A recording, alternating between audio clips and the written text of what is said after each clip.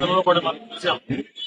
ఇక్కడ ఉన్న ప్రభుత్వ భూములన్నింటినీ కూడా పప్పు బెల్లాల్లా రియల్ ఎస్టేట్ సంస్థలకి పెట్టుబడుల పేరుతో రియల్ ఎస్టేట్ సంస్థలకి కట్టబెట్టే ప్రయత్నం చేస్తా ఉన్నారు. సుమారు 25,000 నుంచి 35,000 కోట్ల రూపాయల భూములు ఇప్పటికే అప్పనంగా దారదత్తం చేశారు. సో ప్రజల గొంతులో మనం కూడా భాగస్వాములు అయ్యి దీన్ని ఎట్టి పరిస్థితుల్లో కూడా నిలువరించాలి.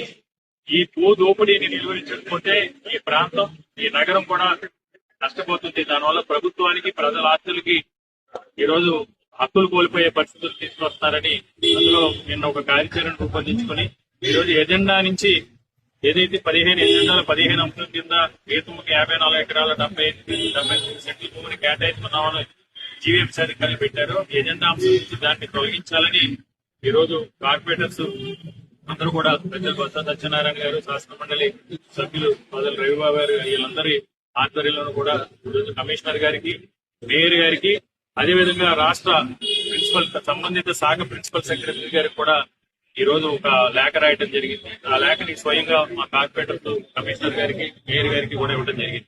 ఏదేమైనా మీడియా మిత్రుల ద్వారా అందరినీ కూడా విజ్ఞప్తి చేసేది ఏంటంటే, ముఖ్యంగా ఈ ప్రాంతంలో ఉన్న మేధావులు గాని, విద్యావంతులు గాని, న్యాయవాదులు గాని, ఉత్తరాంధ్ర అభివృద్ధిని కాంక్షించే ప్రతి ఒక్కరూ, విశాఖపట్నాన్ని ప్రేమించే ప్రతి ఒక్కరూ చంద్రబాబు నాయుడు గారు పూర్తిగా ఈ ప్రాంతం మీద